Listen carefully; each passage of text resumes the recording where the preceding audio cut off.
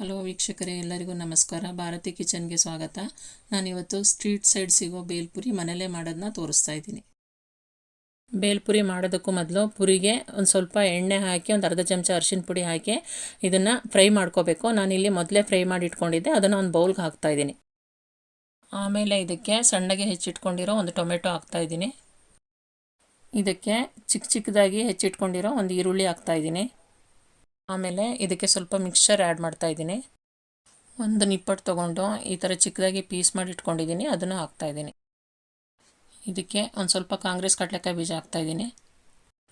ಎಣ್ಣೆ ಹಾಕಿ ಹುರಿದಿರೋ ಕಡಲೆಕಾಯಿ ಬೀಜನ ಮಿಕ್ಸ್ ಮಾಡ್ತಾಯಿದ್ದೀನಿ. ಇದಕ್ಕೆ ರೆಡ್ ಚಟ್ನಿ 1 ಸ್ಪೂನು, ಆಮೇಲೆ 1 ಸ್ಪೂನ್ ಗ್ರೀನ್ ಚಟ್ನಿ, ಆಮೇಲೆ ಇದಕ್ಕೆ 2 ಚಮಚ ಸ್ವೀಟ್ ಚಟ್ನಿ ಹಾಕ್ತಾಯಿದ್ದೀನಿ.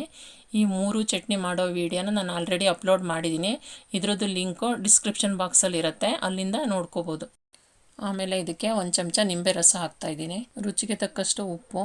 ನಾನು ಹಾಕಿರೋ 3 ಚಟ್ನಿನಲ್ಲೂ ಉಪ್ಪಿನ ಅಂಶ ಇರುತ್ತೆ, ನೋಡಿಕೊಂಡು ಹಾಕ್ಕೋಬೇಕು. ಆಮೇಲೆ ಇದಕ್ಕೆ ಈ ಥರ ಸಣ್ಣಗೆ ಹೆಚ್ಚಿಟ್ಕೊಂಡಿರೋ ಕೊತ್ತಂಬರಿ ಸೊಪ್ಪು ಹಾಕ್ತಾಯಿದ್ದೀನಿ. ಆಮೇಲೆ ಹಾಕಿರೋ ಎಲ್ಲ ಪದಾರ್ಥನೂ ಚೆನ್ನಾಗಿ ಹೊಂದ್ಕೊಳ್ಳೋ ಥರ ಮಿಕ್ಸ್ ಮಾಡಬೇಕು. ನೀವೀಗ ನೋಡ್ತಾ ಇರ್ಬೋದು, ಈ ಥರ ಮಿಕ್ಸ್ ಆಗಬೇಕು.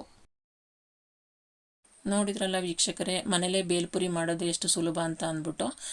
ಇದು ನೀವು ಹೊರಗಡೆಯಿಂದ ತರೋದ್ರ ಬದಲು ಮನೇಲೇ ಒಂದ್ಸಲ ಈ ಥರ ಮಾಡಿ ನೋಡಿ. ಈ ವಿಡಿಯೋ ನಿಮಗೆ ಇಷ್ಟ ಆಗಿದ್ದರೆ ಲೈಕ್ ಮಾಡಿ, ಶೇರ್ ಮಾಡಿ, ಸಬ್ಸ್ಕ್ರೈಬ್ ಮಾಡಿ. ಈ ವಿಡಿಯೋ ನೋಡಿದ್ದಕ್ಕೆ ನಿಮಗೆ ಧನ್ಯವಾದಗಳು.